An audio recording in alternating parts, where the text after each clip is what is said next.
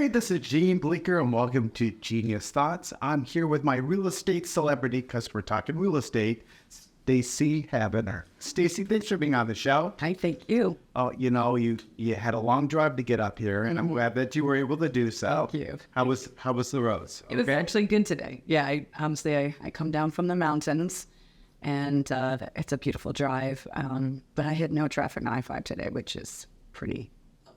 Yeah. Do you get to listen to music while you drive on? Yeah, I listen to sometimes music, sometimes podcasts. Maybe I'll listen to you next time. Or you should. We'll just listen to you. Unless you're on the show, then it's going to be kind of tough. Yeah. Mobile podcast. Yeah, they're totally boring. At all. Yeah, I'm just going to listen to you, not saying a word. All right. So this is the very first time that you've been on my podcast, correct?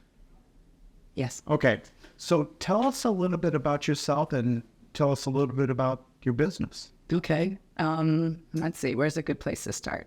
Well, I have a joke about myself and my business, and that is the fact that I fell into it, but it was really more of a misdemeanor. Right? But I can tap now? Yeah. Okay.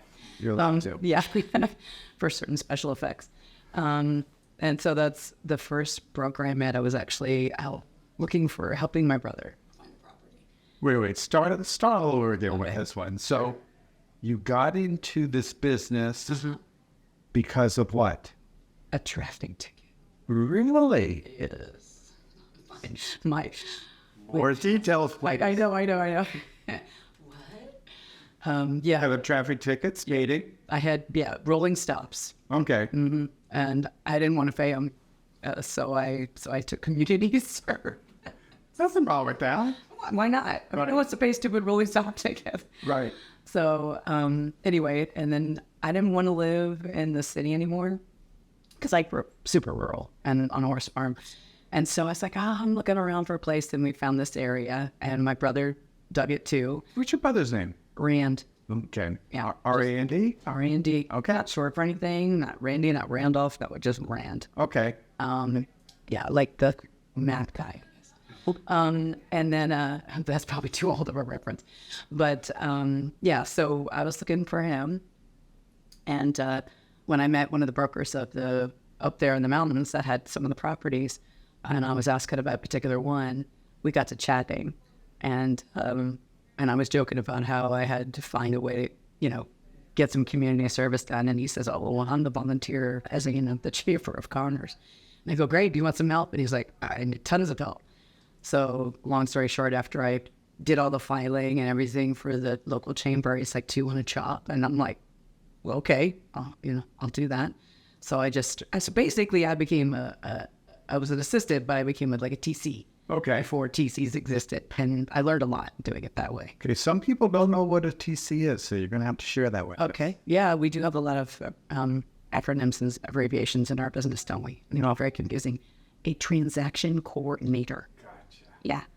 Which means you basically do all the paperwork. So for the agents would go out, show the property, make up the contract, and then I would take it. I would open escrow, get the title ordered, get the disclosures ready, order the inspections, communicate with the buyers and sellers about where we were in the process. And I just did that over and over. And then our business just kept doubling and doubling and doubling and going up. So I'm sure you being such a great connector with people, that's probably what you love most about being a transaction coordinator, talking with the people, correct? Yeah, I like helping people. Yes. And I like educating people. Where I get myself into trouble is anybody that I help buy and sell a property, I want them to be an active participant in the process. I want them to understand what we're doing and just use my experience and knowledge to help them get through it. But sometimes if they think that it's just going to be a cakewalk, I have to tell them, no.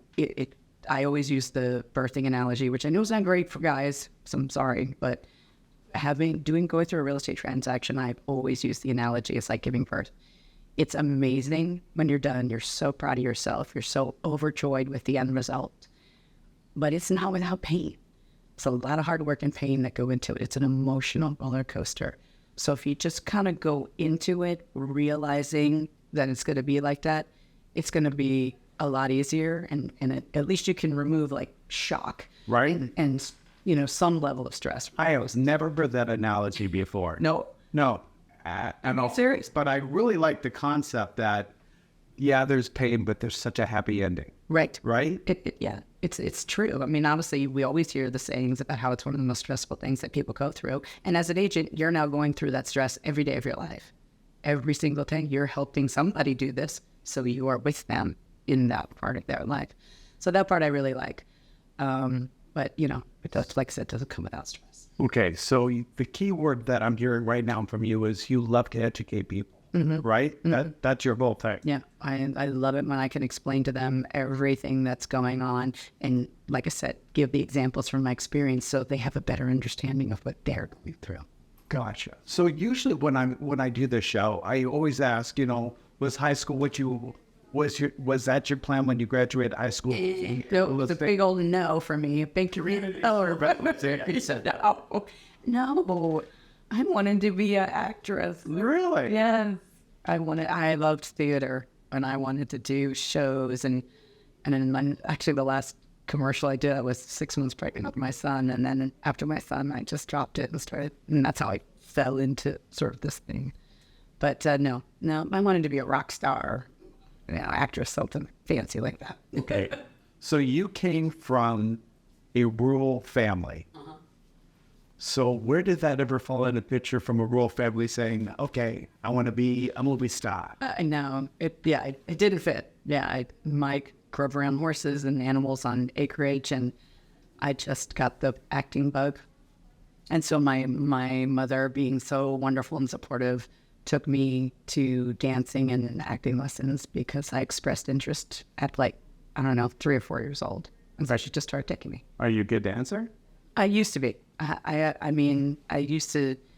danced up until I was 18, but I'm not more years out. Well, now that you're 21, I totally understand. Yeah, those 3 years, I just lost everything. Can't dance with a lick now. And I don't believe that. But that's okay. That could be a whole different story for tomorrow. Yeah, different podcast. So you dominate in your community. Absolutely dominate. Because, when we get to do the top listings of the week, your name's always on it. Always on it. So can you tell us a little bit more about you and your community? Yeah.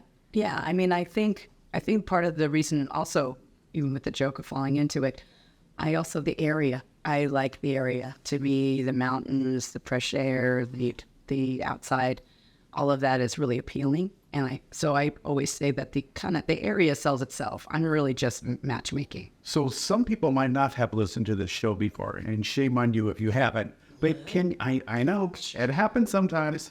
But can you share with the people a little bit more about your community, what community you're talking about? Yes, so I'm in the mountain communities at Fraser Park, Pine Mountain Club, Lake of the Woods, Cuddy Valley, Lockwood Valley, Lebec, Gorman. It's a lot of teeny little communities that make up one sort of still small mountain. One big happy place. Yeah, one big happy place. And we have, we're surrounded by the Los Padres National Forest. So it's very unique. And it's, it's windy and there's big pine trees and air. I mean, I've been over there now for over 25 years. Okay. And still to this day, every time I meet somebody for the first time or that discovers that area for the first time, they say the same thing I did when I moved there. This is it. Only a little over an hour out of Los Angeles. What? Who's been keeping this a secret? So it's like a joke up there that we're all trying to keep it a secret. We're going to close the door, and after the next person. It's part of the Havener commune. Is that what I'm hearing? It wouldn't be mine, though. Heck no, not mine. But everybody there knows who you are. No, I wouldn't say everybody. I would say most, okay. But I wouldn't say everybody. I mean, we all have our funny quirks about things. I'm very personable, but antisocial. I like to get out and do things with people like in an artistic way. Like I love in the theater, or we're going with the musicians, but I'm not a party girl. Got it. I don't just go out to party and stuff. Still super some shit. Well, yeah, that's okay. But I get along with the Bears really well. I just we have a good relationship. They listen to me when I speak to them in my mother voice. Because that's a big drama up there. Is how many times are the Bears going to try and break into my house? We don't have people break-ins. We have bear break-ins. So And so like I have a little cafe below my office. Right. It's sort of a community service because there's not much up there. So I wanted to have something where people could gather and listen to music or, go mountain biking or kind of do whatever their adventure is. So you start at base camp. So it's your own little coffee talk. Yeah. I have my own little coffee talk. As a matter of fact, you should do a podcast from there. Okay. Anytime. But the turnover there is pretty good with employees because it is a different type of living in the mountains. And what's always fun is the first time someone comes in and says, "There's a bear," Right. And one time, one of the young girls went in and, that's my phone. That's the life of a real estate agent. The phone never stops. It doesn't matter. Chris, you can put on mute. Yeah. I thought I had it on mute. You got it on top. Yeah, I got it on low, I think. But the one time I remember a girl came out, she's like, "There's a bear in the back." And when I ran out, the cook had taken a break and he left the back door open. So the bear just was walking down into the back door to come in. And he just looks over and sees the chocolate up on the shelf. And he just starts grabbing the chocolate off the shelf and just starts scooching it over. And you just can't help it. You just immediately go, "No, bad bear. No, get out. Get." And then as soon as he just kind of lifted me like, okay. Oh, it's Stacey again. Yeah, exactly. She's so annoying. Yes. Okay, I'll go. I've wanted some chocolate, but I guess not. And he walked out. And then as soon as he started walking out, the cook came back and got scared and shut the door in my face. I was like, "What? You just locked the bear in the house in the building with me." So, but those are the kinds of things. Those are the bare necessities. Yes. Okay. Being in the mountains. So don't ever buy from me up there and think, "I didn't know we had animals up here." It won't fly. And if they do, shame on that. Yeah. Do you have to make them some sort of a disclosure? Well, duh. Possums, Our business. raccoons. Yes, it is. Seriously, I have my own disclosure. It does say wildlife, bears, birds, raccoons, everything is here. Coyotes, don't be surprised. Have you ever seen a wolf in your community? Absolutely. No, absolutely not. I would bear. Well, okay, that's not true. Actually, I just lied. I did, naughty. There are not wolves down where we are, but there are wolf preserves. Okay. They have wolves in them, though they're not native. And there was a rumor not that long ago that a wolf had made it down to our area from Canada. But it was just one lone wolf that made it down. So Was it Canada or La Trignata? Which we can't know that. Could have been one of the two. Don't call me out like that. Sorry. Didn't mean anything. I have no idea where it came from, but there are wolves there, but they're not native. Got it. There. All right. Anything else about your community you want to share? I don't want to make sure I don't miss anything. Okay. Well, no, I mean, just that it's just really eclectic. You know what I mean? And what's been fun for me is to have such a variety of types of properties. So whether you're buying a manufactured home on acreage, a second home, vacation home, primary, high elevation, lower elevations, because we range from maybe 3,000 feet up to almost to over 6,000 feet. So there's just a lot of stuff. It's not, but it's not in your face. It's not like the land. It's, you got to find your own adventure.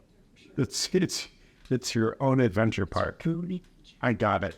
So, you and I, we were talking over the weekend, and you said you had some exciting news that you wanted to share with our viewers today, and it has something to do with your husband and your son, correct? Yeah. So in my having done this for so long, and like I said, it's been great, but there is a stress level that comes when you help people with this part of their lives.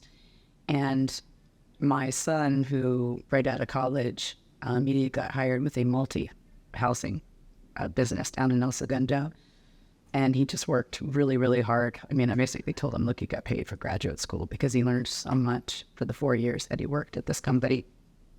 And then bought his first home, and within a year was worth more, sold it, used that money to start his company. And his main focus is taking the greater Los Angeles area that has like a housing crisis. Always seems to have a housing crisis, even though people are leaving in California by the, droves, but there's always a shortage of homes here. And the pricing is really unattainable for so many.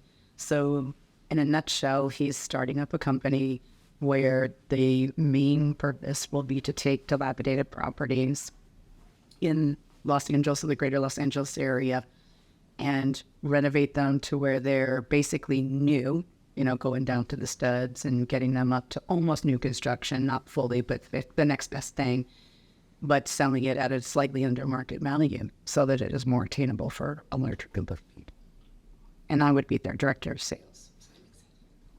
Okay, so that's your change. That's the big change. That's a big change. So ask me in a year from now, maybe I'm just doing that. I don't know. Okay, so your husband, what is his part of the duty with this? Well, he's done a lot of flips. He used to be in mortgage lending, so he understands that aspect intimately. And he's also done a lot of flips.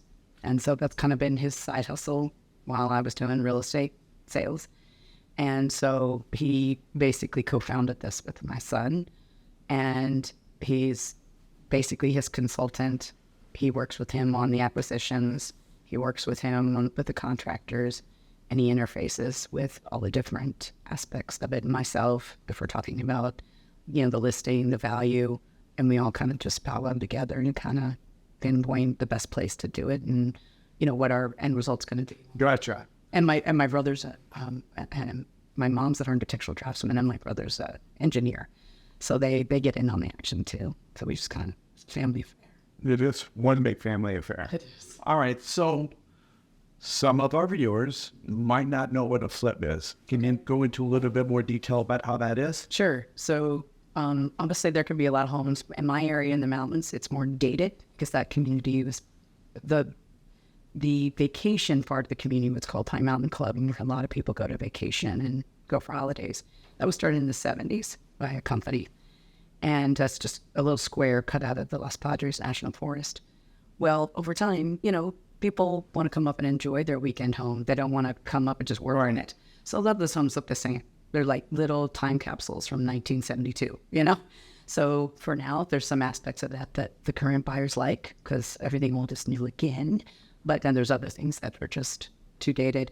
So we would go in and basically update the property. Change out cabinetry, flooring, counters, get into the new materials. We give more to 2023, Yep. 2024, right? Yep, keep a couple of cool aspects from the original home and then just update it so the kitchen's open, it functions better for the flow of today's buyer.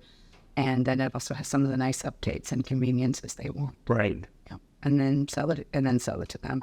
After all that's done, and it's much easier for buyers to walk in because as much as someone might want to do all that work and make it their own, you're working a full-time job, but you find out as the weekends go by and that they'll take you forever to be at home at your own.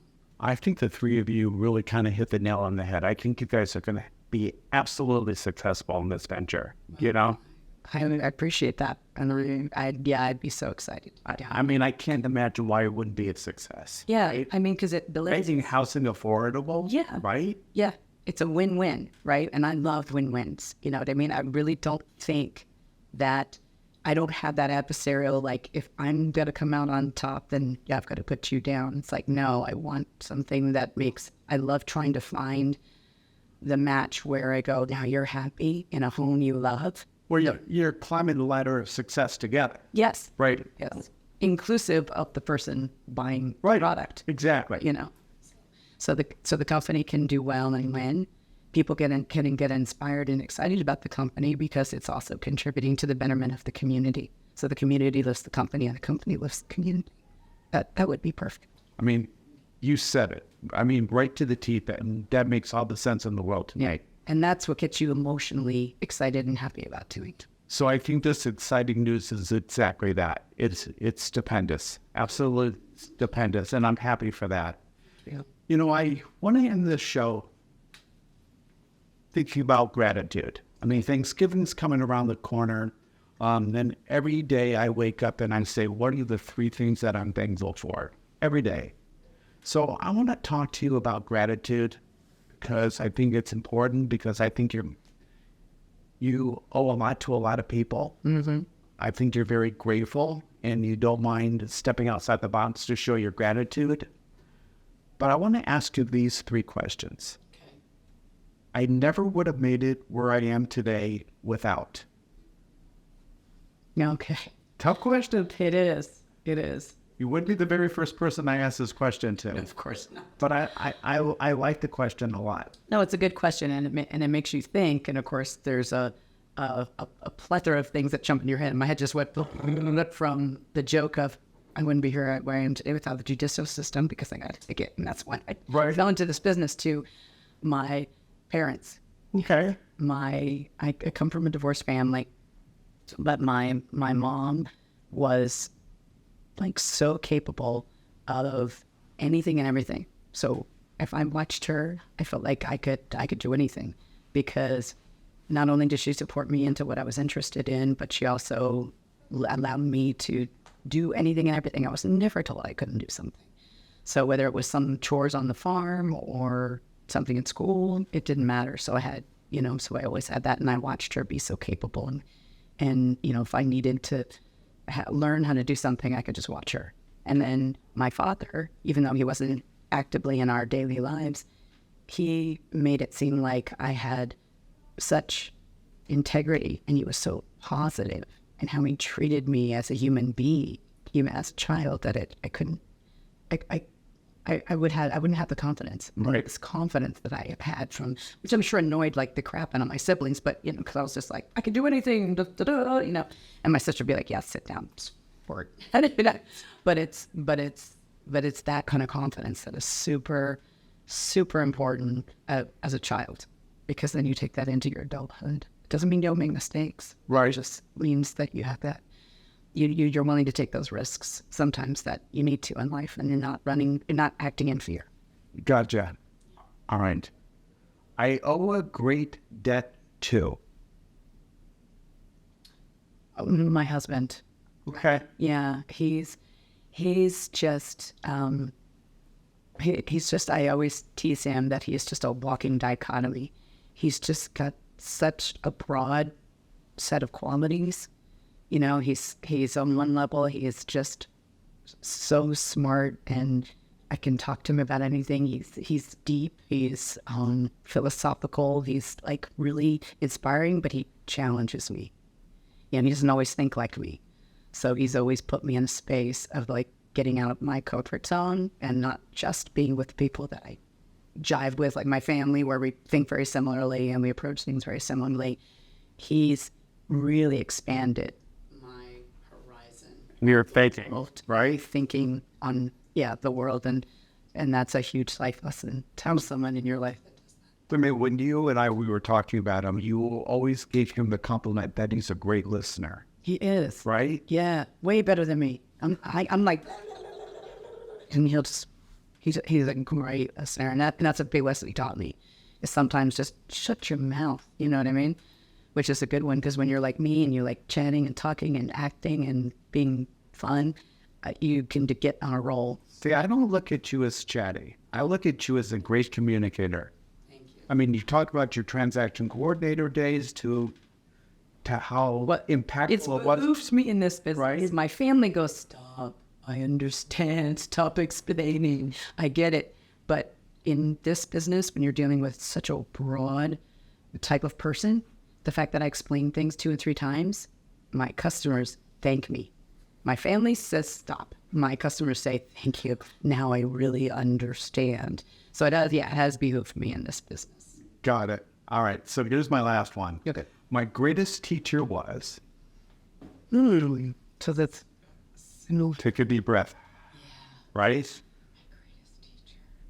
Was it Rand? Was it Terry? Your brother and sister? Yeah, they like I said, my whole family has contributed so much, but they each have their little area, But yeah, my greatest teacher, especially as a kid, was my brother and my sister, because my brother, I'm the little brother he never had, so he took me everywhere, and he's an engineer, he fixes everything. So if I watched him, I would know how to fix a stereo, build a guitar, build a fort, because he's an engineer now.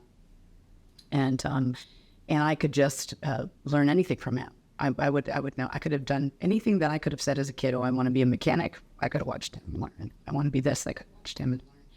And then my sister, she was significantly older than me. So she was my best teacher in the world of being a girl. Okay. Because I grew up in a family of all tomboys and guys. So my sister was great. When she explained certain things to me about how to be a girl, that she's like, no one else is going to tell you this but me. And I'm like, thank you. So I'm very fortunate that I have different people in different areas throughout my family. Well, I like asking this question. I'm going to tell you why I like it. Okay. Because, when you give somebody your business card, it just shows who you are as a real estate agent. I think asking these questions really shows the back of your card of who you really are as a human being and as a person. Right. So there's always a secret to my craziness in this world. I totally buy it. And I'm with you. And I love that. All right. So before we sign off, any thoughts that you want to give our viewers today? Any things you want to say to get off your chest? Oh, man. I know there's so many things, but I guess the best thing I would hope is that when you go into real estate or you decide you want to buy or sell a home, just find an agent who you communicate well with, that you feel comfortable with. And if your little spidey senses are going off and you're like, I don't know, this person just doesn't do it for me, just move on, because it is one of the most stressful experiences. And yeah, it's hard to understand our business because most people aren't 100% commission. And I know it's hard when you sit there and, you see the commission at the end and you go, what is this for? And they don't realize that months or weeks that we've been working for nothing. And I know that's hard, but if you could just kind of move past that part and look more about the person that you're acting with, and hope that you have a really good, strong relationship, because my philosophy is when the transaction's over, we need to still care about each other as human beings. We should never be an adversarial. Maybe there has to be guidance sometime, but make sure that you have such a good communication rapport with your agent that you feel like you could get through thick and thin with that. Bravo. Ladies and gentlemen, the amazing Stacey Havener. Our listing today is with James Baker, and the property is 17333 Queens Glen Ave in Lake Los Angeles, and he's got it listed for $300,990. It's 3 bedrooms, 2 bathrooms, and the square footage is 1,402. It's original owners, first time on the market, super clean and affordable single-story home on a huge corner lot, built in 1986 with a comp roof. 2-car garage with a roll-up door and windows equipped with a GDO Plus external pad. Gated paved RV access for convenience. Stucco exterior wood trim and block planters. Covered front porch for a welcoming entrance. Large open floor plan with extensive luxury vinyl plank flooring. Dual pane windows throughout. Living room features a fireplace with a raised hearth. Dining area enhanced with a ceiling fan. Kitchen boasts granite counters, a breakfast bar with 2 stools, stainless steel white appliances, and a spacious pantry. Floor-to-ceiling hallway, storage to added convenience, 4-ton central air heat system replaced in March 2023, primary bedroom including a ceiling fan and mirrored closets, 2 full bathrooms for practicality,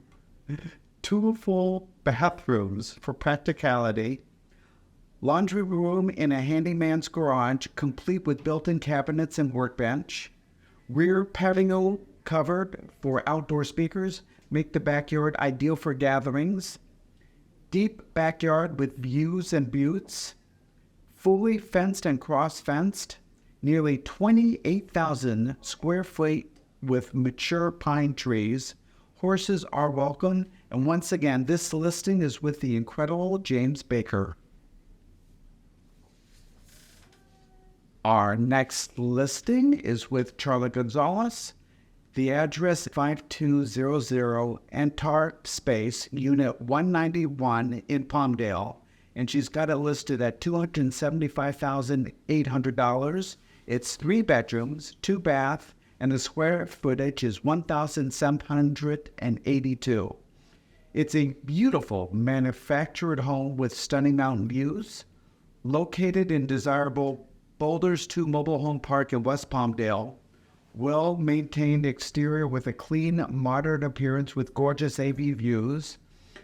Newly updated flooring with paint throughout. Spacious living room with open layout, wet bar, large windows, and an updated fireplace for cozy fall evenings. Open kitchen, fully equipped with appliances including stove and dishwasher. Modern, clean design cabinets with a breakfast bar and ample storage space. Master bedroom with an attached bathroom featuring a soaking tub and a walk-in shower. Large semi-enclosed patio area, perfect for entertaining and outdoor barbecues. Beautifully maintained mobile home. Private community with 24-hour security, pool, playground areas, fitness room, and clubhouse. Don't miss this opportunity to own a beautiful home in a highly desirable gated community. This next listing is with Mary Bazaar. She's got a rental for $11,000 a month, and the property address is 24228 Calvert Street in Woodland Hills.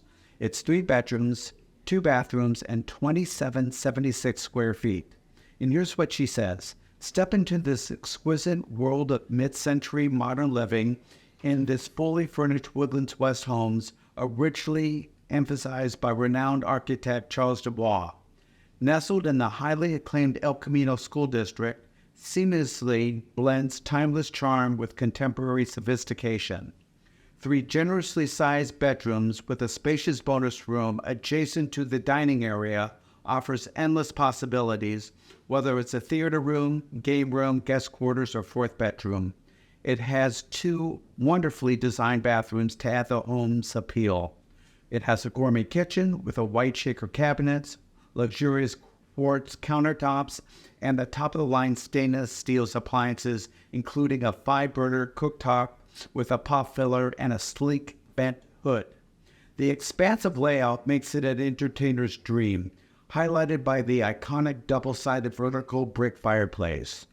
The master suite has 2 doors to the backyard, high ceilings, and his and her closets with luxurious in-suite bathrooms and a walk-in shower, indulgent tub, and double sinks. Secondary bedrooms are connected by the stylish Jack and Jill bathrooms, sizable backyard with a converted patio, and a freshwater saltwater pool for outdoor enjoyment. Direct kitchen access to this 2-car attached garage for convenience. It's equipped with solar panels for efficiency, a true testament to the art of living well. Best experience firsthand. Welcome home.